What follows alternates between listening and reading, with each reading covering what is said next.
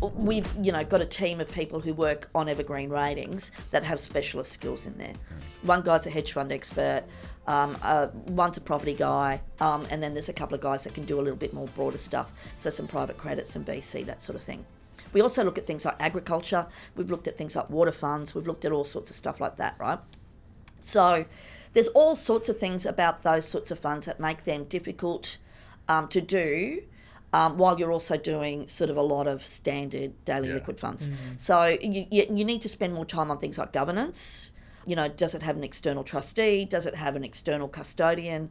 Just those two questions. If there is a yes to at least one of those two, you will miss 95% of fraud.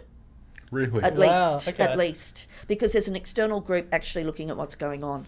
Wow. So Madoff got away with it because there was no external group. There was no external trustee. There was no external custodian. Wow. So, those sorts of things aren't that hard, but, you just got to spend some time doing it. And those guys in particular spend more time on governance, people's backgrounds, past experience, and in things like private credit, looking at how they assess loans and stuff like that. So there's more detailed work. You want to be more careful on that stuff.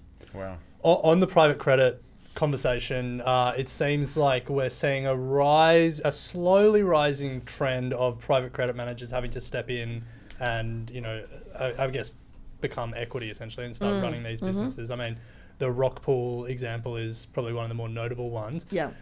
How are you guys seeing these private credit funds at your ratings arm, and how are you We sort of haven't thinking had about an them? issue yet. Okay. So none of the funds that we've rated have had a problem as yet. There's probably a little bit of luck in that. But having said that, there's also some, the guys spend a lot of time on it, thinking about how loans are assessed, and the quality of borrowers. So not worried about the asset class, just looking for quality within the asset class. Yeah, exactly. Yeah. There's lots of private credit funds that are fine. Yeah.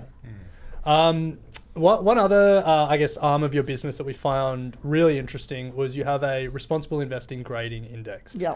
And, Bryce and I aren't that old, or we like to think we're not that old, but it feels like we've lived through a full life cycle of ESG. I've lived through 3. Okay, 3. It's very specific. Yeah. I'm that old.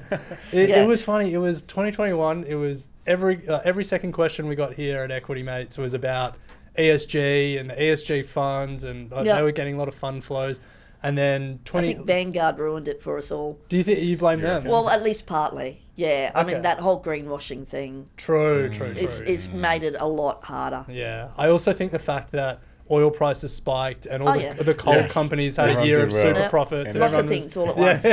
Yeah. So how you, when you speak to planning firms, what's their sort of level of engagement with responsible investing in ESG at the moment? Look, there's some, but it's not a lot. So we went through a period where every new client we got wanted ESG portfolios as well. That stopped.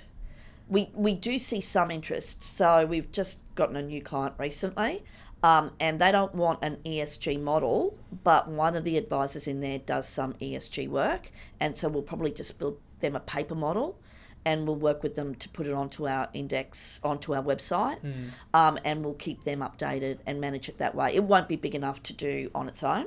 There's some, but it's not huge. Yeah. People are worried about greenwashing. We get some interest. Some of our clients have charity clients, so we have to do some work on those for them. Like, just make sure everything's okay. Yeah. So it's nothing like it was 3 years ago. Nothing. Do you think it will get back to where it was? Not for a while. Not for a while. No. Yeah.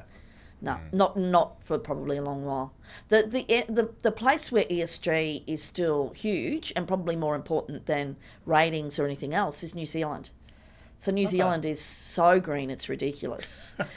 So every fund has, needs some sort of ESG filters. So they're still having those conversations that we had 3 years ago. Wow. Is that because New Zealand clients are different, or is that just the nature of the fact that they're all hydroelectric and they're actually having success on some of these things? Oh, it's probably all of that. Yeah. It's just a really different mindset around, climate and all the rest of it. Yeah. How do you think we can avoid greenwashing? Oh, well, that's actually really easy.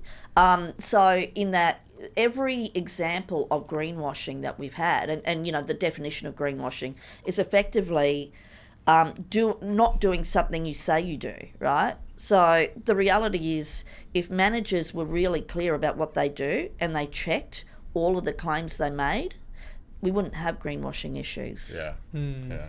So Vanguard didn't filter in the way they said they did. Yeah.